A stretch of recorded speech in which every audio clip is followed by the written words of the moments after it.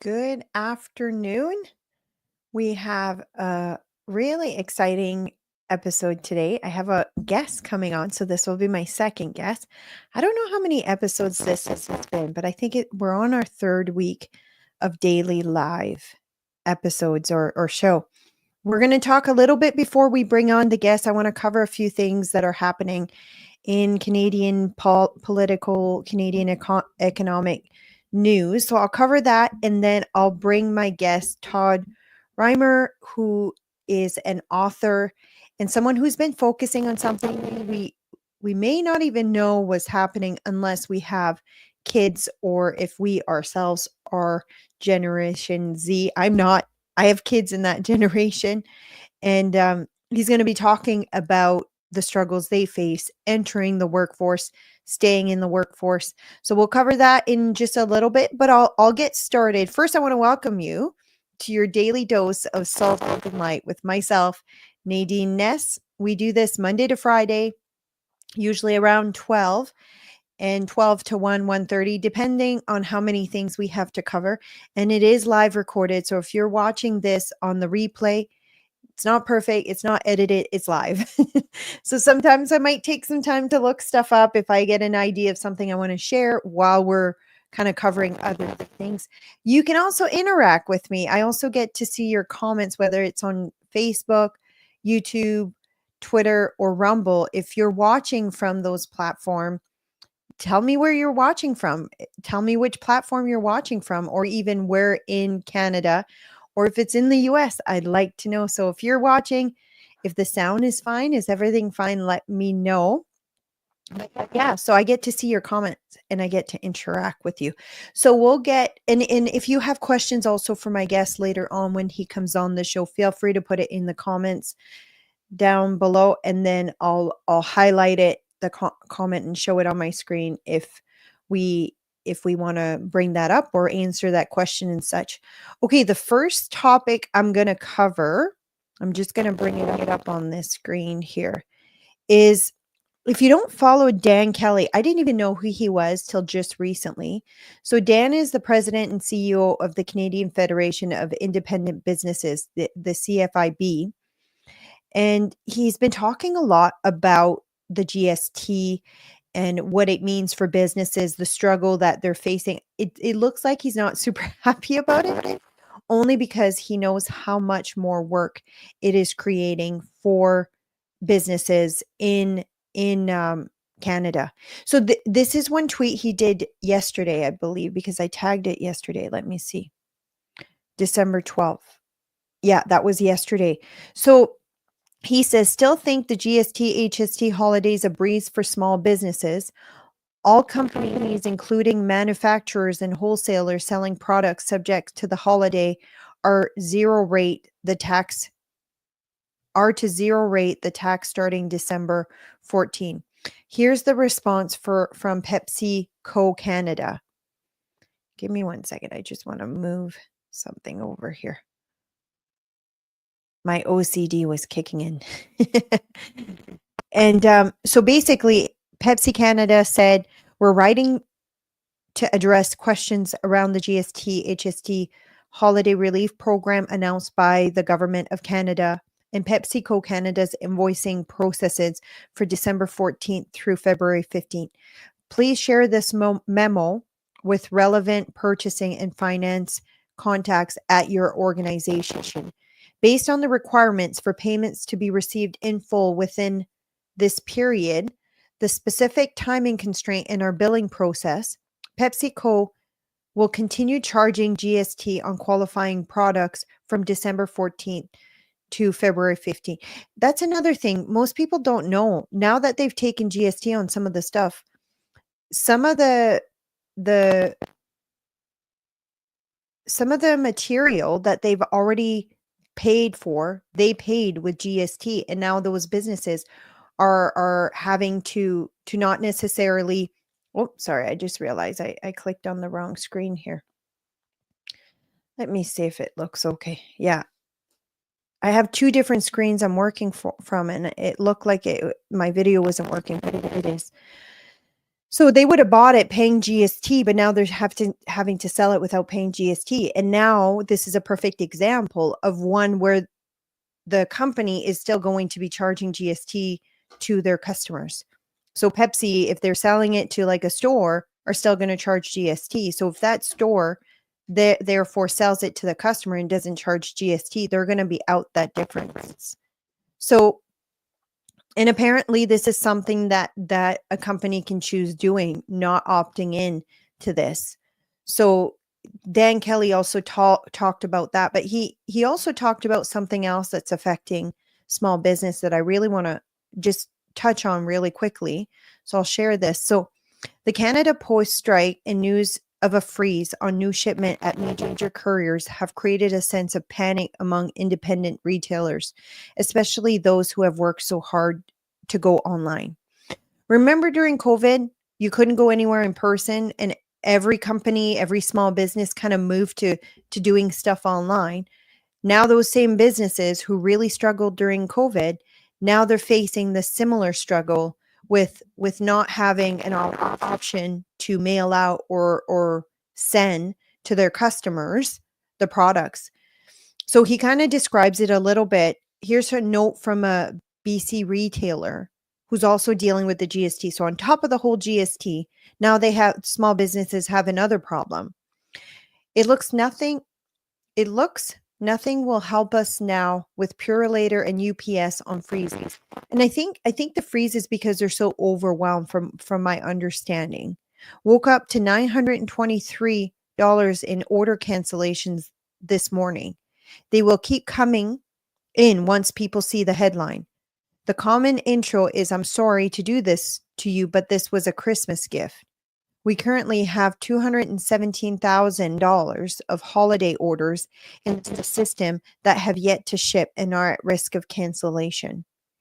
We are considering driving around hand delivering in the Metro Vancouver area and possibly driving out to some of the other larger centers in our province and doing mobile pickup service. Can't just sit here doing nothing and our business will slowly die.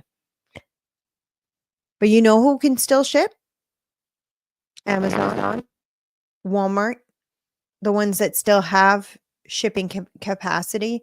So now it's just another example of taking away from small businesses and pushing to bigger corporations. But now not only are they facing the whole GST fiasco, they're facing the whole shipping. And I tweeted about this. Who does this affect the most? We all know that Christmas is for children. That those are the ones who get excited about it. They're the ones who I guess benefit more on Christmas.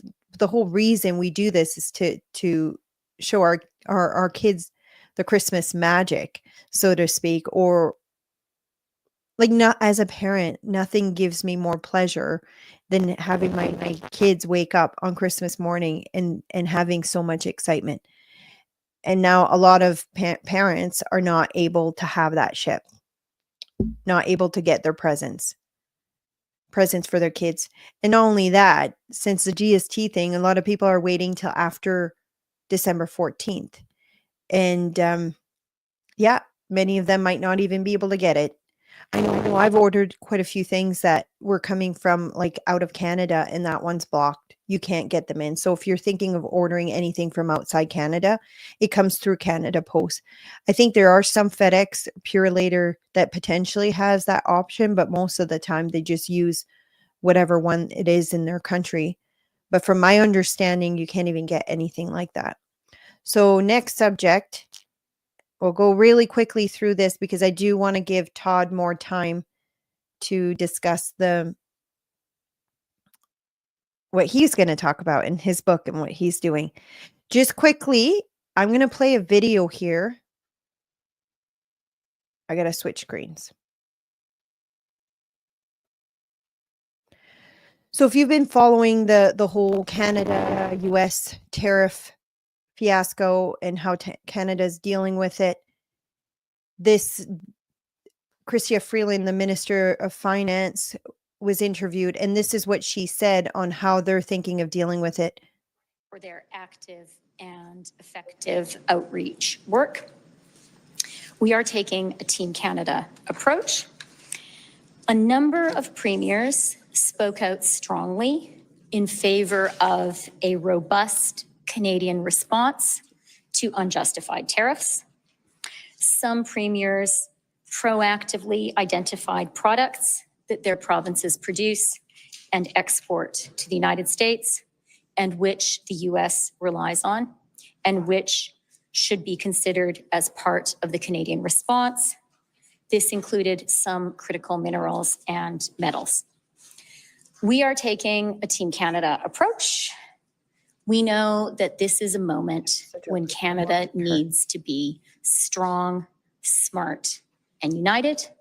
And we know that when Canada is strong, smart, and united, when we play as a team, we can be effective and we will win. Okay, that's enough of her. I'm sorry you had to suffer through that. Okay, I'll bring you to the response that we're seeing from other premiers. So this is basically Scott Moe here is calling out what the federal government is saying. Export taxes have never even been mentioned by the Prime Minister on either of the calls with premiers to discuss the U.S. tariff threats. If they are under consideration, that would be a complete betrayal by Trudeau government of the team approach they have been advocating, and a complete betrayal of Canadians. Export tax on these commodities would be a self-destructive response to U.S. tariffs, as it would only increase the harm to our economy and jobs. Much of that economic harm would be targeted at Saskatchewan, as we produce all the uranium and almost all of the potash in Canada, in addition to significant oil production in our provinces. It's very interesting to see Scott Moe clap back and call it out. They're saying, "Oh, we discussed this some proactively," and Scott Moe's like, "This was never discussed." So I'm glad that he's taken that approach. There's an article here too that I opened up here, or this one might be. This is what there's an article attached. So if you want to go find that tweet, Scott Moe tweeted that. Then I went to look to see what Alberta was saying, but I have to move this because I don't think you guys can see it completely. There you go. So Alberta's response is, we're going to actually do what they're asking us to do, and we're going to invest in border security patrol units with sheriffs, drones, and such. So Alberta said, just so you know, the tariffs, they're not just putting tariffs. They said, if you don't do this, we will put tariffs that are 25%. What's that if? That if is if you don't secure the border, stop the illegal immigrants from coming across the Canadian border, stop the fentanyl from coming across the Canadian border. If you don't secure the border, we will put a tariff. So there's a clause to that. If they do that, no tariffs come in. So this is what Danielle Smith is doing. She did a post here. We cannot take concerns about border security lightly. By establishing this new team of sheriffs at our southern border, we are actively working to address the security concerns and stop the criminals whose activities are destroying lives on both sides of the border. What I find very interesting is border security should be something we're doing already. This shouldn't be something that we would wait for Trump to threaten with tariffs before we do it. It should have been done already. It should have been a priority already. It just goes to show the failure of our government. Now, Danielle Smith did another video basically calling out Trudeau. So I'm going to bring that up here as well. And then we'll get started with our guest.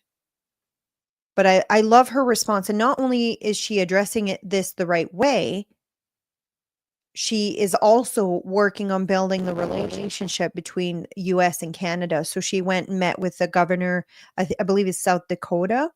And she's also going to Trump's inauguration. But she's working on building those relationships. versus Trudeau. I'm going to make a statement. This is an opinion, not necessarily a fact, but I think it's an opinion that's going to become a fact. Why would Trudeau be doing this? Why? I think it's more than just like his narcissistic personality, where it's like a who has the more power and influence, who has the biggest balls, so to speak. I don't think it's that.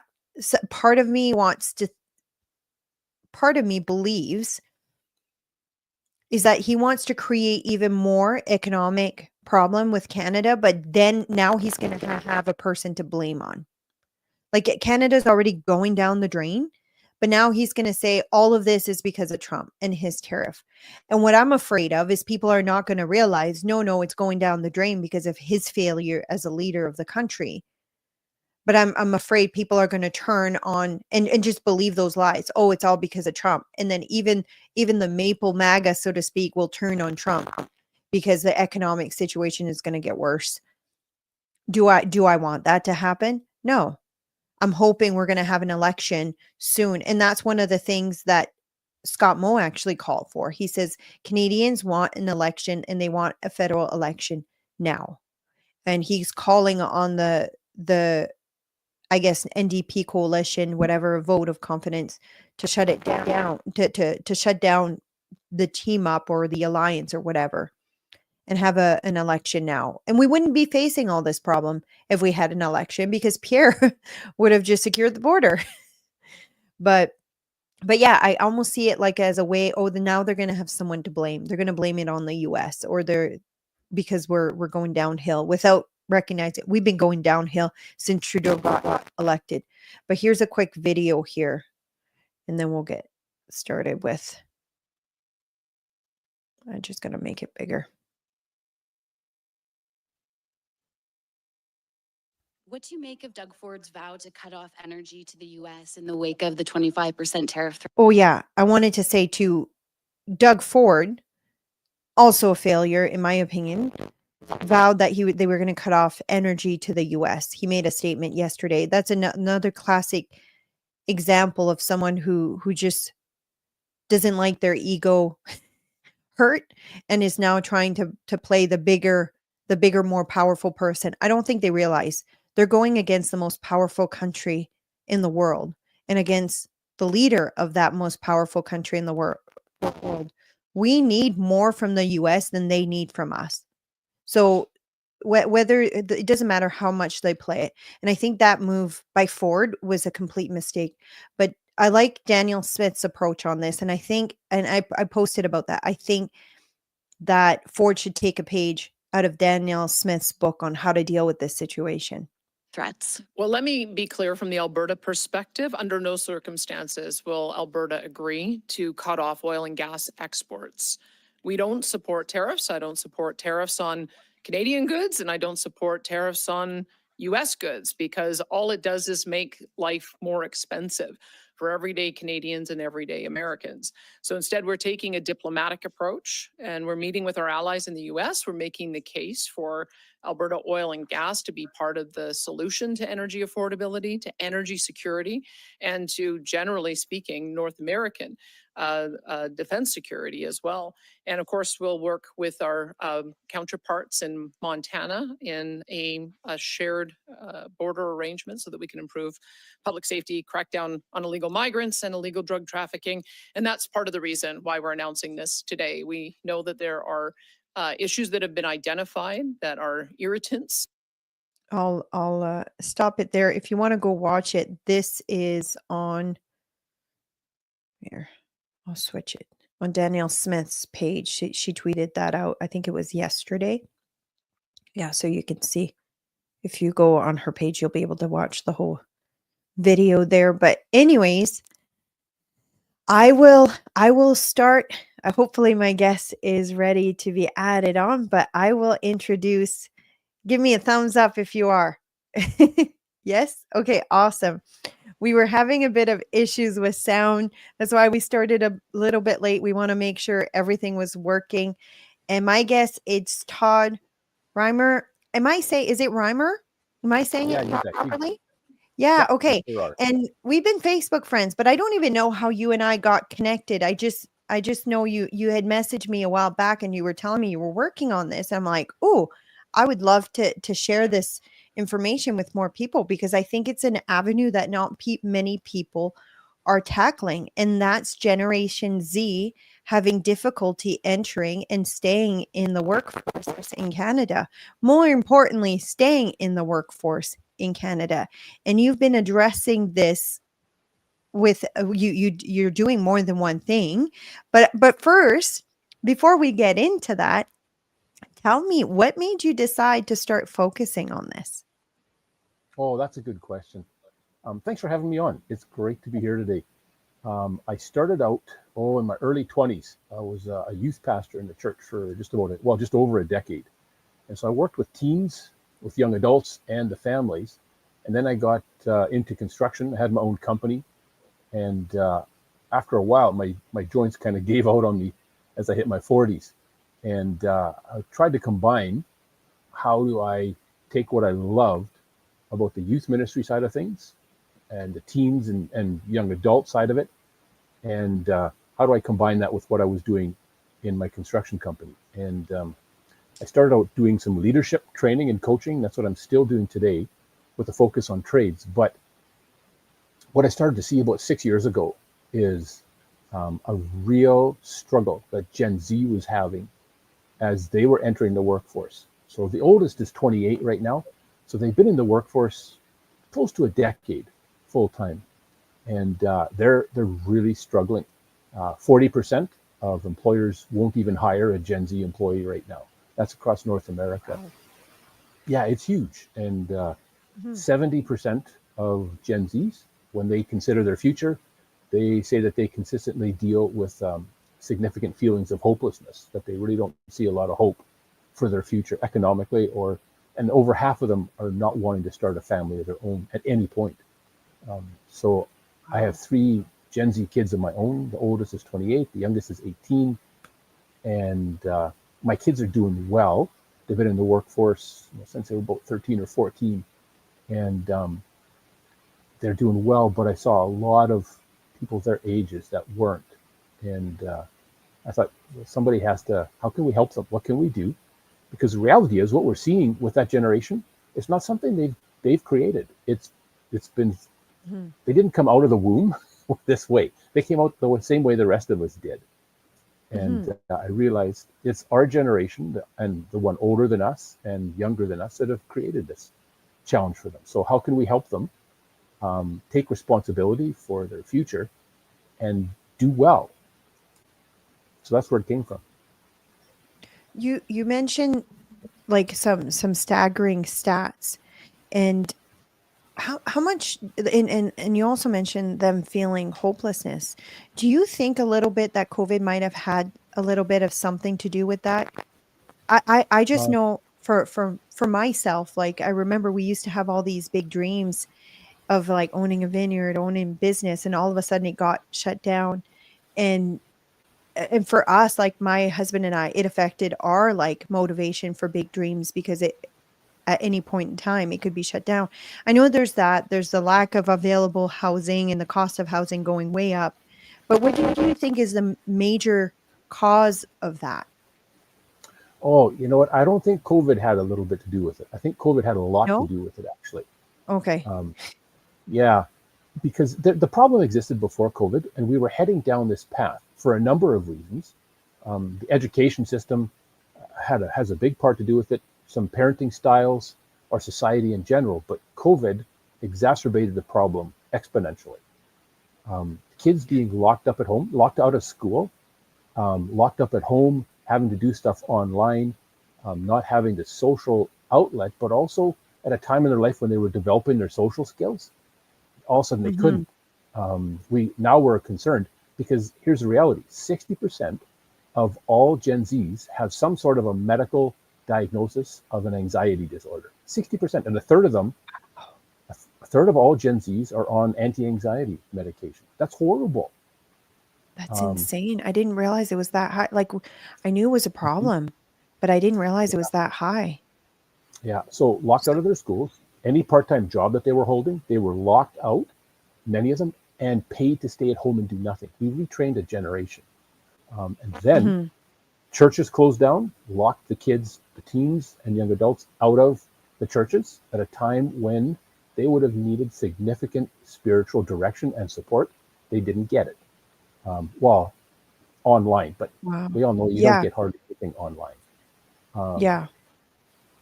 And so then even going to their grandparents for Christmas, they were told that if they have grandma over or go to grandma's, the cops are going to Mhm. come and they're going to get a fine.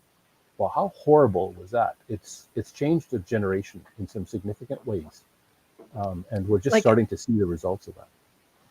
even my daughter, like, we have these discussions and she's like, she's constantly, like, waiting for the impending doom of it happening again.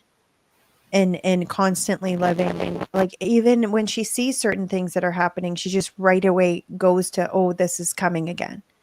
And, like, we grew up very differently. I know you're probably a little bit older than me, but I don't know if by much, but we grew up very differently. There was no times where we didn't see unlimited possibility, and I think they don't have that same vision. They see very limited possibility, and so how do we change that? How do we fix that? I know you've written a book, but tell me the game plan or the plan that you think might be effective at changing that. You know, it's not going to be a short-term fix. Mhm. It's not going to happen quickly. Part of it is, so I wrote 3 books. They're all based on the same format called Fill the Gap. Because as I work in the workforce with, so what I do is I coach and train supervisors, managers, foremen, and I saw a significant degree of frustration because what we assumed people would come into the workplace with, as far as skills and tools and some of Mhm. their abilities, Gen Z is coming sorely lacking. And there's a gap between expectations and reality. And that gap is what's hurting them. And so the book is called Fill the Gap. There's one for Gen Zs to put into their hands. It's written specifically for them. There's one written for parents. How do you parent not just a Gen Z to prepare them, but also the preteens? Because Generation Alpha coming next is going to struggle even harder in a Mhm. lot of these ways than Gen Z is. And then there's a book for employers. How do you help, like, how do they help their youngest employees become some of their best? Because they're struggling right now. And it's costing employers a lot of money, time, and effort. Um, but I'm what just can we trying to do? find the website here. I'm gonna show it on the screen. It's youfillthegaps.com, right? Gap, yeah, youfillthegap.com. The What Gap. Okay, no S. there's things that, sure, there's things that Gen Z needs to do on their own. And that's why I wrote the book specifically for them, because as much as they didn't cause this, it's theirs to fix. And Mhm. the tendency in our society is for people to see themselves as victims of some, and that doesn't work. That doesn't fix anything. So it's to help them take responsibility. The first thing is take responsibility for where they want to end up. What do they want their life to be? And stop blaming other people. Other people have affected their life, and society has, Mhm. without a doubt. But the first thing I'll deal with is helping them basically take responsibility for their life. Um, Let me just take a look here. What I cover, there's some things, and being in Saskatchewan, there's still a little bit of the old NDP perspective that employers are bad and employers are trying Mhm. to rip their employees off. And that's such a falsehood. There might be a few, but overall, um, they're generally really good employers in our province and across North America. The small businesses, medium-sized businesses, they're run by people who have started them, and they're good employers. So I take them Mhm. through the helping them understand their true value in the workplace and their cost, because they cost an employer something.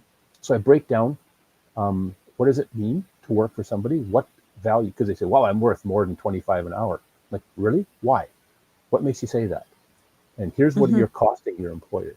So to give them some understanding of some of those things. And then just some simple things.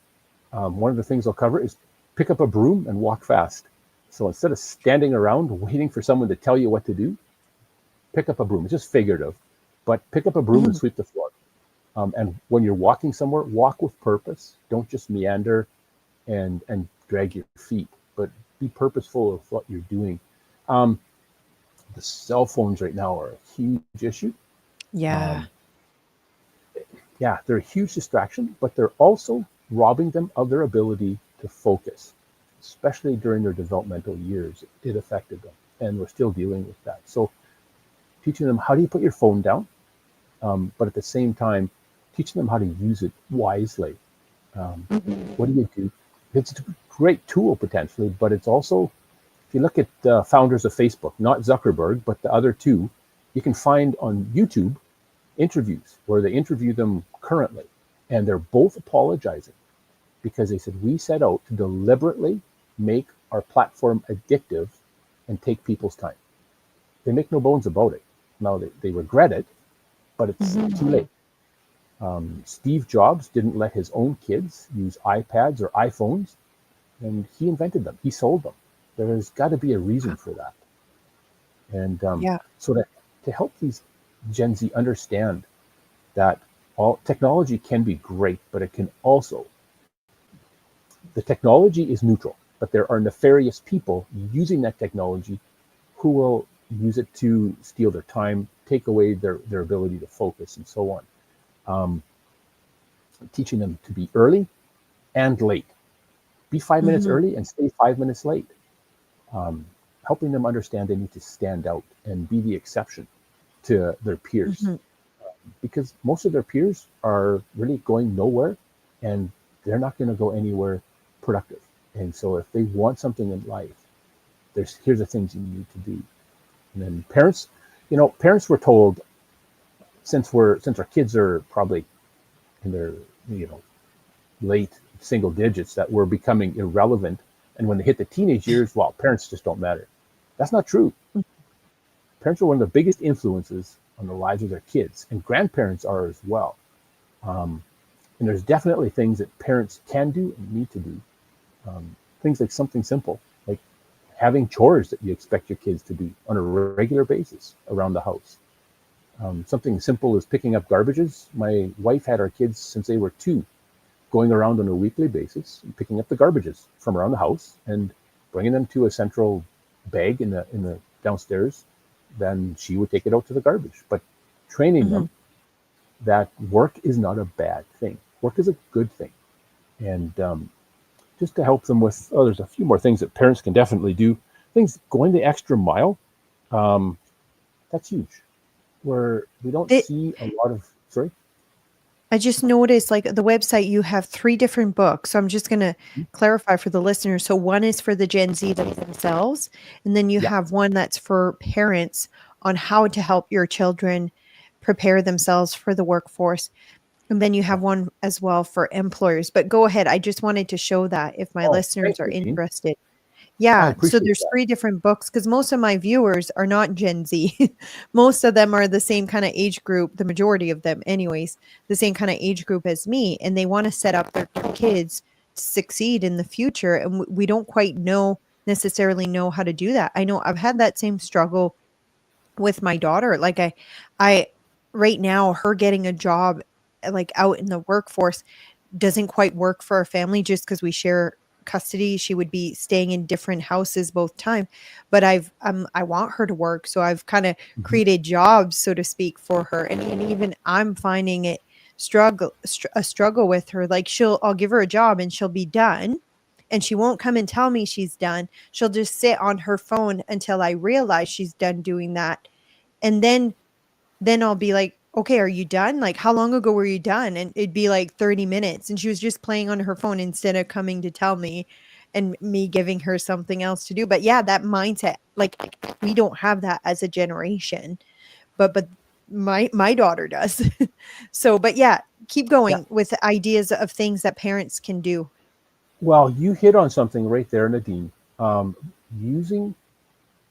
Teaching our kids how to use their phones well, it's going to take more than us just saying, here's your phone, here's how you use it well, here's somebody trying to take advantage of you in a sense. But What we Mhm. have to do is control their phone use, which means they don't have access to it 24/7.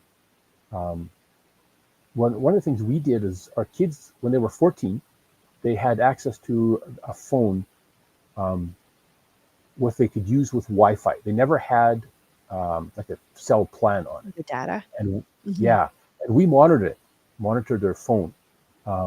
And till they were finished high school. I would once in a while, I'd see what was on their phone or their computer to see what they were doing. Not letting them take it in their room at night, Mhm. especially not keep it by their bed. There's things that we need to do as parents. Very, we need to be assertive and not apologize for it. Um, Not that we're aggressive in how we do it, but just Mhm. here's the rules, here's the guidelines, and you need to follow them. And set clear expectations about these things, about what you expect as far as behavior around the home. What, as far as if they're not working, they don't have money for certain things. If they want Mhm. certain things, and if they can't get a job, because not everybody is in a location where they can, um, give them ways to earn money. Um, Help them start a business. My son did snow clearing for neighbors for a few years when he was younger, and Mhm. he'd just walk over during in a snowstorm or whatever. Um, but find ways for them to earn money, and so that helps them understand the value of money and the importance of work. Mhm. And what happens is they're working for someone else for money, and that teaches them the value of doing a good job because someone else is going to hold them accountable, not just mom or dad. Mhm. And often they might be a little bit, especially at a job, a part-time job, they're going to be a little bit tougher on them than their parents generally are. Um, but as parents, it's critical that we teach them some of these things. One of the things the school system is not teaching them a lot that they need anymore. There's a new math that they started when our oldest daughter was, I think, in grade 5, Mhm. and the teachers didn't even understand it or what the point was back then. And now those kids are hitting university, and I assumed that the universities were going to go, okay, you know what, schools, you need to teach proper math that actually makes sense in the real world. But the U of S engineering department in Saskatoon was a year and a half ago. And you can see it on their website. They got rid of final exams for all first-year engineering students because, in their words, they're trying to minimize academic attrition, which is the whole point of first-year engineering. You want to weed out the people who shouldn't Mhm. be engineers. But there was too many of them failing because they don't know how to do real math that you need in engineering, obviously. And so Yeah, it's mostly all math. yeah, people aren't going to like saying this, but they're dumbing it down. Our literacy I didn't rates, know they were doing that. yeah, our literacy rates in high school right now are close to half of what they were in 1948. Um, oh yeah, there's tons of people coming out who have a very poor literacy rate, and we just push them through. So another thing as parents is make your kids fail, set them up to fail on small things. Um, they need to learn how to fail because in school they're not learning that. Mhm. They're not learning how No. to handle deadlines, and so they hit the workforce. And I watched as Gen Zs are hired, teens and young adults come into the workforce, and they're on a construction site, and they're given a simple task to do, and they've given ample time to do it, but they panic. They throw their hands in the air, literally, and they say, "I Mhm. can't do that. I can't handle deadlines. I can't do this." And their supervisor are going, "What the heck is going on? Like, this is simple." They literally don't know how to deal with deadlines. Um, so as parents, we need to teach them how to meet deadlines, how to deal with that pressure, and how to fail. How do you get back up? How do you learn? How do you do better next time? And to understand that failure doesn't mean they're a failure. It's how they're going to learn. Um, so as Sometime parents, so oops, go ahead. go ahead. No, I was gonna say sometimes the biggest learning you'll do is just when you fail something. Like for me, I'll just share a quick experience. Like when I was younger, I had a hard time with math. I would barely like pass. Like I would be in the Mm, 50s, 60s, and then I would never grade grade 10, I failed miserably. 38%. I'd never failed a course. Felt so ashamed. Anyways, I retook it. I was like, you know what? I'm not a dumb person. I'm going to try. And that was the thing I was doing. Anyways, I passed that test with 95%. And I've done over 95% even university events. I just said that it was because I do it. But now they're not even failing people. It seems that they're just, it seems that they're, I don't know if that's your mic doing that or if that's mine. There was like a Is it weird, better now? it's good now. Yeah. Yeah. I don't know Okay. if the listeners heard it or not, but yeah. And then I realized, okay, I'm capable of doing this. And not only that, I thrive.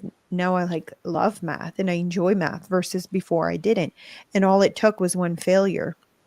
But right now, like if you look in the classes, my daughter does now, but even my younger kids, they're not giving it like really grades. Meet expectation, does not meet expectation, excel. That's it.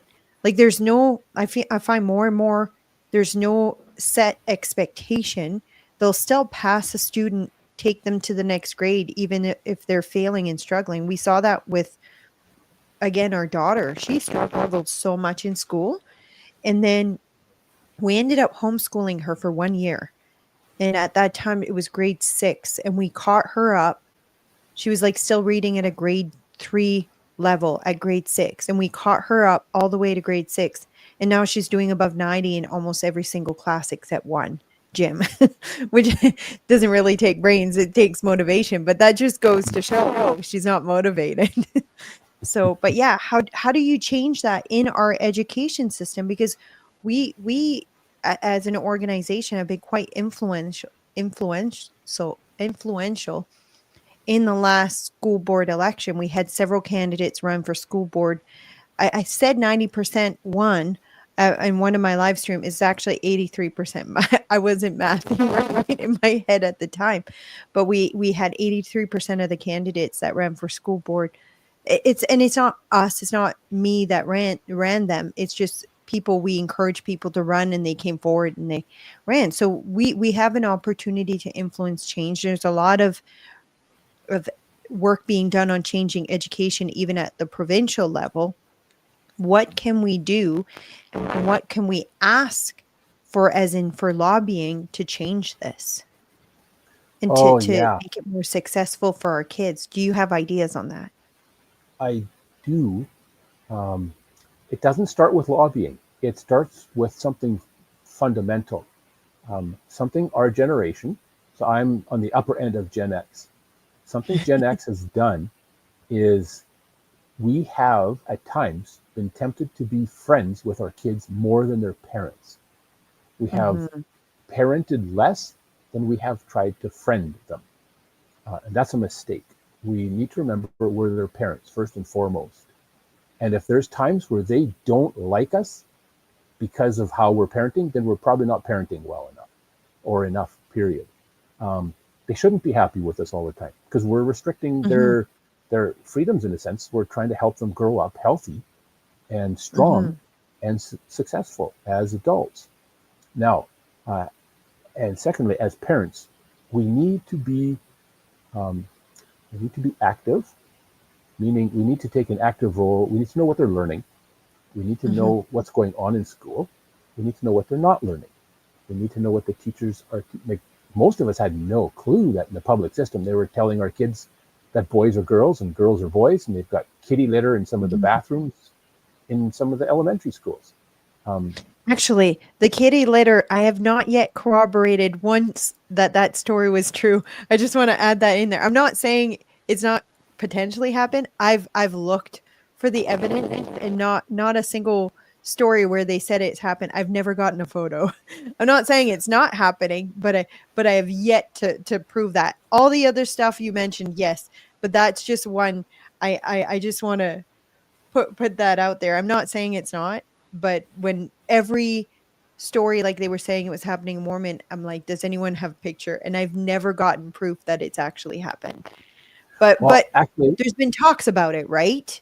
yeah, I've actually talked to Because it's, a teacher from the oh, go ahead. school, one of the schools where they said it was, and I won't say where Oh, it was, but it was real. It had Oh, happened. like So it I was, do know, like in one particular school south of the province, they had a lot of kids dressing as furries and going to school as furries. That I've seen actual evidence. I have photos, and it's not Halloween. It's not a special event. It's they're just wearing that in school all the time. So that definitely I've seen that, but I haven't seen yet. But it's interesting to find out that you got confirmation of that. Did they ever get rid of it, or did they keep it? Is it I still think they got happening? rid of it. I haven't talked to them Okay. for a while, so I'm thinking Okay. they got rid of it. But Yeah. hopefully they got enough pushback. But and as Yeah. parents, to know what's going on in the classroom and volunteer in the Mhm. classroom in your kids' classes. Get to know the teachers, um, because here's the deal: we put our kids from when they're 5 years old, they're just little, in a Mhm. classroom for 6 to 8 hours a day with somebody we don't know, with Mhm. who hold values that we don't know, and so Mhm. we trust them. They have far more time to impact our children than we do as parents. We need to know what's going on. So take an active role. You're not to be the teacher police, Mhm. but to be active and involved in your kids' education. Um, and don't be afraid to work with other parents to put pressure on administrators. The place to Mhm. put the pressure is on administration in the schools, um, Mhm. and then on the school boards. Um, call them, go to the meetings. Don't be afraid to stand up, and don't be afraid to get petitions going in your school district. Um, Mhm. and doing what you said, getting involved in actually running for the school board is a great idea too. But there's so many things that other parents need to do, because having one or two people on the school board isn't going to change things significantly unless the parents are willing to stand up and actually push for change. That's the difference Mhm. between, unfortunately, between Canada and the US. We're seeing a lot of the pushback coming in the US. If you look on YouTube, you can see a lot of it, but you don't Mhm. see the same amount here. As Canadians, we've been too passive. We need to be Mhm. more assertive and more involved. And especially as parents, we can't assume that our kids are getting the same education that we did, because they're not. Mhm. It's different. Mhm. And the numbers show that the staggering amount of kids that don't even know how to read at their grade level. I remember having a discussion with actually one of our board members, and he was in he worked for a big company, and they were he noticed that when they were hiring people to come work for them, like 40% of them didn't even know how to read and write. And they were just coming out of high school still being passed and didn't know how to functionally read and write. And that was a staggering number, and he actually decided to run for school board because of that. He's like, we're not preparing these people for success. And the best way to measure if a school or if the education system is successful is you should be measuring their rate of entry into the workforce, or their success into entering the workforce. And if we were to measure it based on that, it's a complete failure. And I don't think it's just based on numbers alone. They'll say, well, we don't get enough funding. There's so many things wrong with our education system. I think that it needs a whole revamping, reform. Actually, we need a reform in education, because what we have right now is not working. Oh yeah, 100%. Mhm. Um, my intention isn't to go, well, it's the school system that's totally at Mhm. fault. No, It's a no, cultural as parents, thing we too. play a part of it. It's society for sure, and politicians play a role in that. Um, Mhm. it's the media, social media plays a huge role in that. But Yes. my goal is to go, okay, here's the problem. Here's some of the causes behind it. Now, what are we going to do about it? Mhm. Because as parents, in many ways, we're distracted by our phones and by computers and by TV and by sports and by activities that we're doing, or running our kids to activities 5 nights a week, instead of investing into their lives in a meaningful way. Um, Mhm. so It's true. yeah, there's a lot of blame to go around, but that's fine. But where are we going to go from here? Because when I'm talking with the people at Coach and other business people, is whether they're managers, foremen, supervisors, or employers, what they're asking me is, Todd, it sounds like I need to be their parent. It sounds like I need to be their teacher. And I'm going, Mhm. yeah, the employer is having to fulfill some of those roles now, because as parents, we haven't done some of that. And as teachers, the school system hasn't done some of what they were supposed to be doing. And society is making it much more challenging. And then you throw everything from COVID on top of that all, and you've got a generation that is struggling, not just in the workforce, but with life. Mhm. It also makes me wonder, like, how much of this might have to do with the push for putting your kids in childcare as early as possible and early education as early as possible. It makes me wonder, like, you're getting that push so much that both parents need to work, work, work, work, work. You can't even afford to live without both parents working pretty much if you want to own a home or a vehicle. How much do you think that has effect as well on society as a whole? Because now you don't have parents teaching kids values, right and wrong and all of that. If you're shoving them all day in daycare or in preschool from like 8 a.m. to like 6 p.m. or whatever, you might have 2 hours with the parents. And by then the kids are so tired, so emotionally exhausted from being around screaming kids all day. They get home and it's just overload, right? How much of that is also affecting it? I just had that thought because I remember thinking, like, the times where I saw my daughter struggle the most is when, like, I was a full-time working police officer. I worked shift work, Hmm. and my daughter's behavioral issues, like, started negatively getting worse when she started daycare. She would see other kids' behavior, imitate it, and but how much of that, I don't think we were meant to be raised, like, without our parents, like, being the full-time. So, yeah, it makes me wonder how much of that is that, because That's a I grew up great we question. yeah, I grew up, like, yeah, both my parents worked, but a lot of the time my dad was at home, my mother was the main income worker. We would Hmm. have, like a sitter that would come to our house. We never went to, like, a daycare facility where there's, like, 30 kids all the time. We still had, like, that personal kinda touch to our childcare. But, yeah, it makes me I think wonder, you is hit on that part of something there, Nadine. Yeah. Yeah, it is.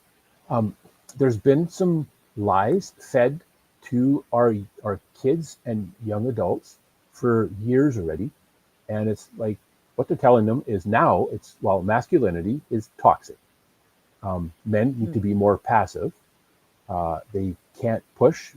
Aggressiveness is never a good thing, and that they should never, be the breadwinner of the home. Well, that's not accurate. Um, mhm, a good man should provide for his family. That's a big part of what brings a man fulfillment inside, is being able to provide for his family. And the second lie is that for a woman to find meaning in life and to be an equal with a man, like of equal value, because I don't look at it that we're equal in the sense that we're the same. We're not the same, and the differences are great. I quite like the differences mhm, between men and women, but we need to hold each other with the same amount of value and respect. Definitely, 100%. We're different, but a lot of our girls have been taught that in order to be have enough value as a woman and not to be downtrodden, they need a full-time career.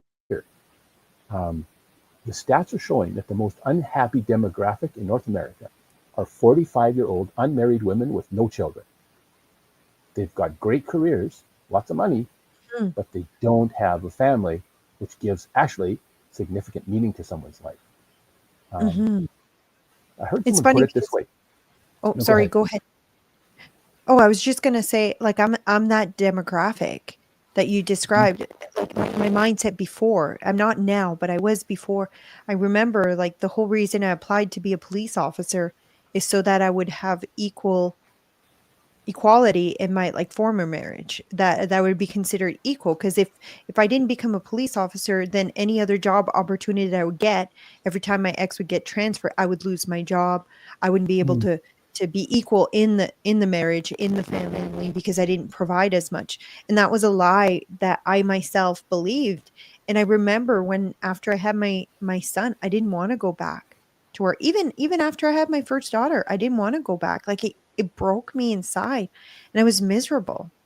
And even more so, like after I had 2 kids, I went back to work. When my daughter started struggling with school, I just wanted to stay home and be able to help her. And I was working shift work. Mm. Some weeks I was working 90-hour a week. I was the most miserable I've ever been. And I remember even being in that job, other police officers saying, well, this is what the job entails. If you can't handle it, then maybe this is not the job for you. And I'm not saying that's good for them to say that either. But if you're wanting to have like a really good society, we need to recognize that there's certain needs that are better filled for women and certain needs that are better filled for men. And we're forgetting that. And like I was a perfect example of being completely miserable in the position I was in, and being miserable because my kids were suffering from it. And now I'm in a position like my husband's the main breadwinner. And like you said, it gives him pleasure providing for his family. It's one of the things that motivates him, that makes him feel successful as a man. And even like when sometimes I'll be like, well, maybe I'll do something to try to help out. He's like, no, it has to not even be in the back of your mind.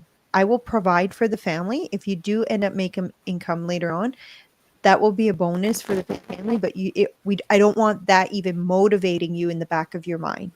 So, and he didn't, even though like he's a doctor, he does really well. I shouldn't even be motivated by that, but it's that old self, like, oh, I need to provide to be equal, but it's Mhm. not. Like he considers me an equal, and he loves taking care of me. But yeah, sometimes I wonder how much of that is our society or culture going in the wrong direction, actually creating a society that's less fulfilled, less happy, and especially Well, women. yeah, Nadine, that's a really good point, because what we're seeing Mm. is a result of probably the last 40 plus years of going in this direction. And we're seeing the result of it. We're seeing a generation that is struggling hard, like I said, not Mhm. just with their careers, but at being an adult, moving into adulthood and starting and raising families of their own.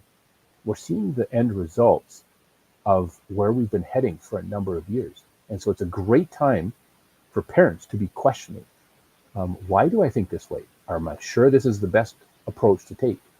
Um, I watch in the workplace and the places where I coach, um, they don't do this. But what I've seen in other places, and I heard a guy put it this way. He said, we teach our girls that they need, if they want to feel valued, don't stay at home and make your family your focus, your family that loves you. Instead, go work for another man who doesn't know you, but who will make your life, who's demanding and make your life miserable at times. And I thought, oh yeah, that's exactly it. Go to the workforce and I see supervisors yelling at their employees. And I think, Mhm. why is that seen as better than investing their time and their life into their families who love them the most? And I'm not saying I don't, girls shouldn't have a career. I'm not saying that at all. But what I'm saying is Mhm. there's some lies that we believe that we need to start questioning. And much of what we're seeing with Gen Z is a result of how we've parented and how the education system has worked and how society in general has functioned over the last number of years. Yeah. It's it's interesting too because I when you're explaining all of that, I think about like my own situation, the things that I believe, and I don't know if it's me, but I think the sound stopped working. Can you still hear me? Okay. Yeah, I sure can. Okay, I can hear you now. Okay, I thought my headphones had died, and then I couldn't stop thinking about that, and I was trying to keep on my chain of thoughts. But No, I can Yeah, hear you like fine. how much we believe that lie. But what can we do as a society to change that? Like we've become economically so dependent on two income. How how do we change that to the point where the parents are back like fully involved? Hmm. And not only that, like what okay, now I remember what the thought that was really big. One of the things that I personally didn't like about like there's a lot of benefits about being home, but one of the things that I found was lacking is when you're at home with your kids, you're so lonely because we've become like a culture that's so distant and separated where you don't have people over that just drop off like on a Sunday afternoon. Like back if you go back in culture on Sunday afternoons, you always have sweets or a cake or something for in case an unexpected guest was to stop by. And people would just go to their neighbor's house. They would visit. Like moms weren't so alone. And now because of social media or whatever, we've created a society where we moms feel so alone. How do we change that too? Because I think if moms were to have more, I guess, community with other moms, or Hmm. whether it's family and stuff, I think you would see that acceptance or that want to go in that direction more to potentially being a stay-at-home mom. Yeah, great question. That's Mhm. very real. Uh, Mhm. it's a massive change, but it's number one, it's a shift in expectations. It's a shift in Yeah. economic expectations. Um, we've bought into the belief that like freedom 55, we should work for a number of years and then retire, and I shouldn't have to work for the rest of my life. Well, that's terrible. What a Mhm. terrible thing for someone to do, to spend their life developing their skills, their tools, and their abilities, and then just drop it. Oh, because I'm 55 or I'm 65, so I should quit. Why? That's the most, for men, the most productive years are between the decade between 60s and 70s. And after that, it's the 70s to 80s because of the experience and the wisdom that they've hopefully gained prior to that. Um, Mhm. so, number one, don't believe the lie that we need to retire in order to be happy and fulfilled. And number two, what we did, um, we started when our youngest just finished kindergarten. And I had just started doing the leadership coaching. And I came home and I said to my wife, I have an idea. I think we should homeschool the kids. And she said, because she knew it was going to fall on her. But it was an Mhm. opportunity, I thought, for them to travel with me and meet some of the people that I was interacting with. And so we did. And my wife was at home with the kids for the next 12 years up until this point. And what she found, though, and what we found is as we made some of those changes, we found people who were doing the same thing and who thought the same way. And Mhm. the, being able to connect with people of a like mind was much easier. It's kind of like during what happened during COVID. Um, because at first everybody's like, oh, shoot, I'm the only one who thinks this way. I'm all alone. And then all of a sudden, Mhm. and that's where I think you and I first, through some of the mandate issues, um, Yeah. where I think that inside that somehow we connected. But um, all of a sudden we realized, wait a minute, there's a lot more people than just me who think the same way. Mhm. And then it was something deeper that connected us than just, oh, what do you think of the Oilers? What do you think of this ball team? What do you think of this? What our kids are playing doing this dance recital or whatever. Mhm. There was something much deeper that pulled people together. And we found, like even during COVID, we started a church because all the churches were closed in our home. Mhm. And so it's still going, but the level of relationship is significantly deeper because there's something more than just, well, we get together on a Sunday morning for an hour and sing some Yeah. songs and hear somebody talk. There's something much deeper. The connection is much deeper than that. And what moms Yeah. will find out is as you're at home with your kids and you change your thinking and your family changes its thinking, you will connect with other people, other families who think similarly. And the connection will get Mhm. deeper much faster. So I have a question because you mentioned you guys homeschooled your kids. I don't know if you did from like the beginning to the end, but you said your kids have like entered the workforce successfully. Do you know the stats or the data of the success rate of entering the workforce and just basic success difference between being educated in the public system versus private system versus homeschooling.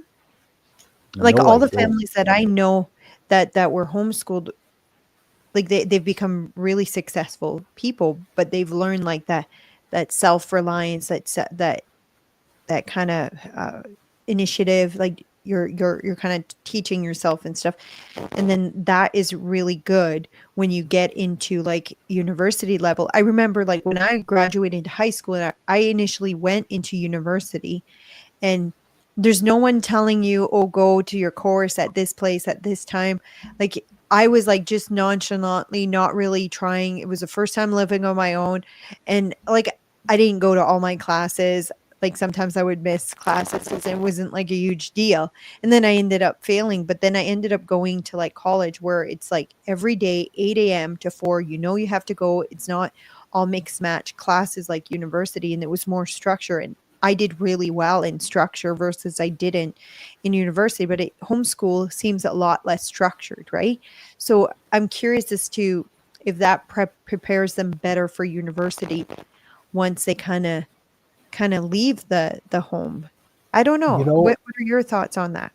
oh yeah. It all depends, I think, on the program that you use and on the parents themselves, what your Mhm. expectations are, and how you communicate that to the kids and how you follow up on that, how you hold them accountable. Because homeschooling, they can get away with doing very little. Or in the case of my wife, she was very deliberate. They need a better education than they would have got in the public system. So she did it. Mhm. And we used a program for high school out of Pensacola, Florida. Phenomenal. They came out with a much better reading level and just understanding of science and math than they would have in the public system. Um, Prepare them better for university? I think so. I think they're better writers in many ways, communicators. Part of the problem, though, is we think that we've taught our kids and we've pushed them for generations into university. It started when I was in high school. And that's been a big mistake. If someone wants to be a doctor, a lawyer, a dentist, a nurse, fantastic. An accountant, yeah, go to university. Mhm. But to go there to figure out what to do with your life is a huge mistake. Yeah, And what we're seeing you now, waste a lot of money. oh, and you come out and you don't make a ton of money unless you're going into one of those professions. And even Mhm. lawyers and accountants right now, AI is taking over the jobs of lawyers and accountants hand over fist. Oh The yeah. trades, It's just a yeah, the matter of trades is time. an opportunity. Yeah. Um, No, it's because, true. well, right now, you can finish high school, get on as a laborer, say in a construction company, and you can start at, say, $20 an hour, and you can get tons of overtime, and then you can start apprenticing. By the time you've done your, say, carpentry apprenticeship, um, you come out with, you owe nothing for school because your employer will actually pay you for your 8 weeks of school every year. You're on Mhm. EI while you're in school, and you're making money, and you're getting raises consistently. Um, the potential for people in the trades is huge because for every 7 Mhm. people retiring from the trades right now, there's only one person coming in to take their place. There's a Wow. massive shortage, huge opportunity for kids right now because Yeah. that means wages are going to go up as well and opportunities are going to be great. Mhm. That's what my daughter wants to do. So she's going to a high school that's very much trade oriented, so that she has like different classes that are like to go towards working in the trade. She hasn't decided for sure yet, but she thought, well, I'm going to go into the army and then I'll get my free trades education through that, cuz I guess there's actually carpentry trade training in the army. I didn't know this, but she and that's what she wants to do. She really likes it. But I think I have a bit of a discussion with my daughter because she's extremely motivated for the future. But if we go back and look at what what it would have been like back when she was struggling before we homeschooled her for that 1 year, she thought she would never amount to much because she was struggling Mm. so much comparing herself to all these other kids. And now she's got so much, I guess, hope and purpose because she's excelling in school. She's doing all above 90 except gym. in her classes, and she's got this drive for her future, which I'm really glad we were able to foster. And but yeah, the trades and it's almost like looked down upon, someone who works on in the trades, and it seems to be, it always seems to come from like the people that are like the professor, the people who consider themselves like the elite of society. They almost like talk down to trades as if, oh, you're in the trades because you're not very bright or not very smart. But yet when you actually look, most people that are, a lot of the people that are in the trades have higher IQ than the professors. So Yeah. university education doesn't necessarily mean you're smarter or more brilliant or more useful to society. So, Well, yeah, it's that's very interesting. accurate, because Mhm. what someone, if you're in the trades and to get a free university education, the military is a great way to do it. But to get a Yeah. free trade education in the trades, you just need to find an employer Yeah. who's going to hire you, Yeah. because they will send you to your schooling and pay you to go. You get paid through EI to go, and they'll pay your tuition. Um, Yeah. Now, as far Wow. as tradespeople not being smart, I've I've worked with a number of white collar people in my Mhm. careers, and I've also worked with a ton of tradespeople. Tradespeople are some of the smartest people I've met. They Mhm. have to take what they have up here, solve problems, and then make it happen with their hands. Mhm. How many university profs might be able to read a book, but they can't change a tire on their car? Um, they're kind of Or they can't helpless. solve a problem. Yeah, and that's not straight Yeah. across the board. But and Yeah. in the next few years, there's going to be a much greater appreciation, though, for tradespeople, because there's such a Mhm. shortage in North America. Yeah. So it's a great opportunity. But university or trades, you know, parents, prepare your kids for life. Prepare them for what's coming. University is different from when I went. I started in the mid to late 80s, and I went back in 2000, early 2000s, and it had already changed. It became more about indoctrination and less about Mm. critical thinking. And now there's very little critical thinking and tons of indoctrination. Um, No, it's so true. yeah, um, It it's doesn't seem to be as affected in the trade schools compared to the university. It seems to be like a lot of that is happening more in the university, but then in the trade school, they're actually like learning more skills, like from what I've noticed. But yeah, I don't know if that's going to stay like that, because if they realize people are moving over to the trades, maybe they'll, I say they as in the entity that want to spread that woke ideology. They know it's a long-term game, right? It's a long-term yeah. plan. So, but yeah, I find a Well, lot there of was parents who yeah, say there was a exactly that, but sorry, they're sorry, go no, go ahead, go ahead.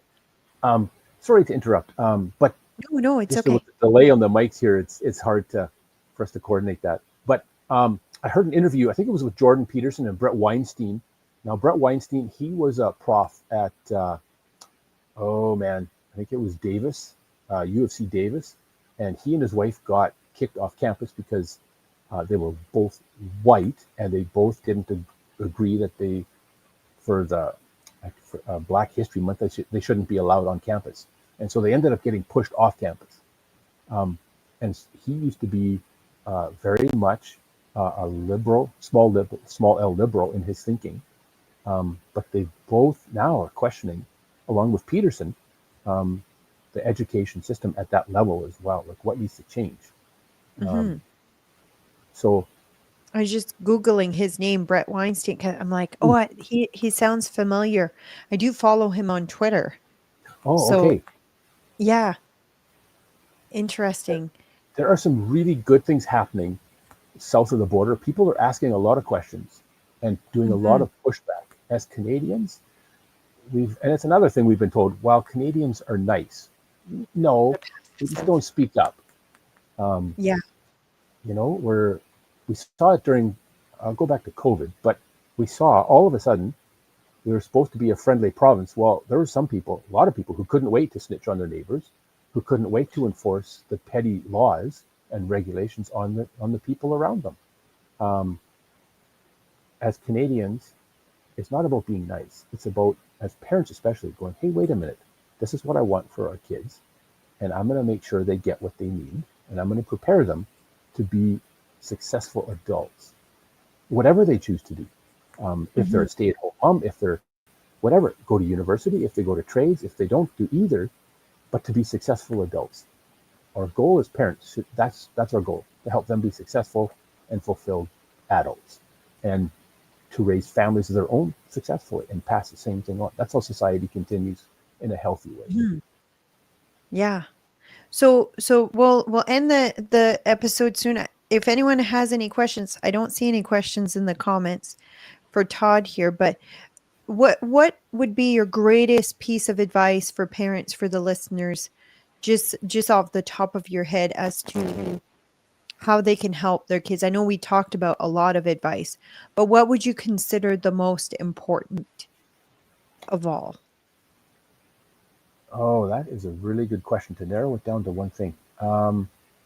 Maybe be involved more I with your think kids. I think that's fair. That's probably the best advice that a parent could get right now, is be involved, be proactive. Don't rely on anybody else or any other system. Or I know people say, well, the coach will help them in this way. Well, many times what we're relying on the coach to do, we should be doing. Be active in your kids' lives. You're the one who's the most responsible for helping them become successful adults. And so be involved, make the time and make the effort to hear from your kids, get into their lives, understand them, and pass on what you know. Don't be afraid to pass on what you know and what you've learned. You have successfully built a career and built a life as an adult. You've started a family, you're raising a family successfully. That's a lot. Never minimize that. Pass on what you know. What you know is incredibly valuable to your children. And that's why I wrote the book, just to give parents a bit of a guideline for here's some things that they need to know, and here's how you can pass those things on to your own teens and young adults. Yeah, to go back to the book there, you've actually, based on this discussion, you've actually sold me into wanting to read it. So you can go to the website. It's here, just youfillthegap.com, and you can get the book for your kid, or kids. You can get the book for yourself. And you said there's the physical copy, but with the mail being an issue right now, they can, if they were to buy the book, they can get the electronic copy and also the audiobook version. So you did an audio version of it. So if you want that book, go to that website. I'm actually going to get it for myself too, because I think this is so key and so important. Like, I have one kid that's getting close, although I have 4 children. So I need to know, even for my 10-year-old and my 5-year-old, how to prepare them for success. Is there anything else you want to cover? Because I know we kind of went through a lot of things that you think is important to cover. Maybe something you have in your notes that we haven't had time to go through that you just want to cover right now? Probably one of the biggest things is they need to take responsibility, and they need to be able to help them see themselves as wanting to be the exception. The peer pressure right now is what we experienced as teens, but it's amplified because of social media, because of constant contact, and because of all the quote anxiety that everybody feels. Help them grow past that. Help them become uncomfortable and be okay with being uncomfortable. It's okay to push your kids, because here's the deal. If you don't push them at home, life is going to push them, and push them hard. So push them in a good way. This is a great time for them when they're in your home and you're there. It's a great time for them to be questioning. It's a great time for them to be pushed and to try to figure things out, because you're there to support them. So don't be afraid to do what other parents aren't doing, because most parents are not doing what they need to do. But you can be the exception, and so can your kids as they hit the workforce, because we need them to. We need our kids. We need Gen Z. We need the next generation to succeed. because that's what society is depending on. Mm-hmm. Thank you so much, Todd, for coming on the show and talking about this very serious but very important issue. It's something that I think we need to actually like deeply consider right now if we're raising children as well. So, but thank you so much for coming on. And I'm gonna pop you out of here, and then I'll just end the show with the closing remarks, if that's okay. Unless you had Oh something yeah. else. Is everything good? Just to say thanks for having me, Nadine. It was great. You're great at interviewing, and I thoroughly enjoyed it. Thank you so much. Thank you so much. Thanks again for coming on the show. You have a good You're welcome. afternoon. You too. Take care. Take care. Wow, that was so much information, but also like a really thoughtful discussion. It's a lot of things that I myself hadn't necessarily been thinking about or considering. We live our day-to-day life, and we try to raise our children the best we can, but sometimes we don't realize by not paying attention to certain things, our children may be negatively affected or may go into the workforce unprepared. And it's something that I think is funny. We want to blame the education system, the provincial system, but really, really, if we dig deep down inside, we should be blaming ourselves for the failure our children, or for the failure that our children are having at entering and staying in the workforce. Our kids are our biggest responsibility. And it was like a kind of like a wake up call and a convicting in my spirit on where I potentially have failed as a parent. Yeah, I want to say, oh, our education system is poor, it's not good, but where's the responsibility to myself as to preparing my kids for their future? And I think this discussion has made me reevaluate quite a few things. And like I said, I want to get that book because I think, and look, I'm not getting paid to promote his book or anything like that. I just think it's a really good, important topic that we don't talk enough about. Maybe because we don't want to face the fact that we potentially have failed our kids in many avenues when it comes to their success in the future. But after this show and this discussion, I want to do more. I want to prepare my daughter. I want to prepare my other children for success. And I love that Todd is focusing on this. But yeah, thank you so much for watching. If you're watching this on the replay, let me know where you're watching from. If it's Facebook, Twitter. I haven't seen much comments other than YouTube. And usually we have a lot more viewers. So I don't know if something is happening with the live stream. But let me know where you're seeing this from. I do a live show Monday to Friday, usually start around 12. I'm going to try to get more concrete starting at right at 12. I got to do a lot of tech stuff too. I'd like to have like an intro video and all of that. So like kind of techie stuff on like a video to kind of end the show where you can follow me. But wherever you're watching this from, if you don't already subscribe or follow me, I would click on the subscribe, follow, and I would set the notification. If you want to get notified when I'm going live, when I post things, you can actually set it to make it like a notification priority. So whether it's on Facebook, Twitter, sometimes we can get suppressed, especially if we're not talking about the things that are approved topics, which I tend to tackle the unapproved topics. So yeah, if you want to be notified, you can follow me everywhere with the handle Nadine G Ness, Nadine G, as in golf Ness. And yeah, I'll see you guys on Monday. So next week, just a heads up, next week it won't be a daily episode all week. I will have a live episode Monday, Tuesday, Wednesday. I might be able to hop on live from the airport. I'm not sure. I'm going to be traveling to the US on Wednesday morning, quite early.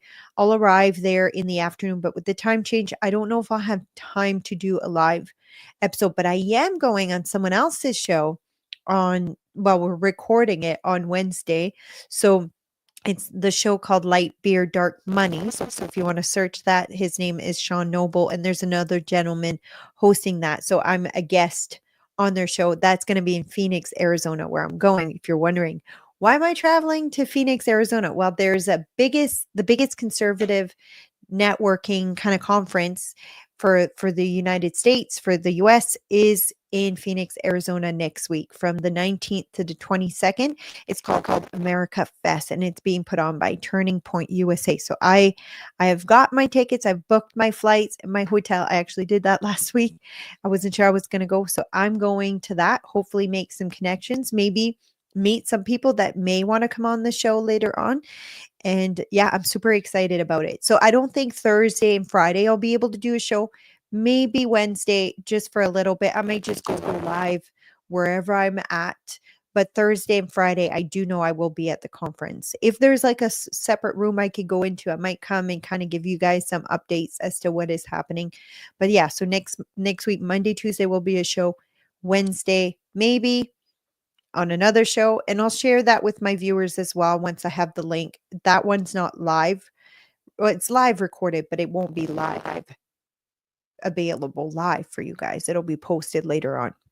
And I say live recorded as in they don't edit, they don't cut out anything. So it's very similar to what I'm doing right now. I don't edit this, I don't cut out anything. I just am myself 100% live, the good and the bad.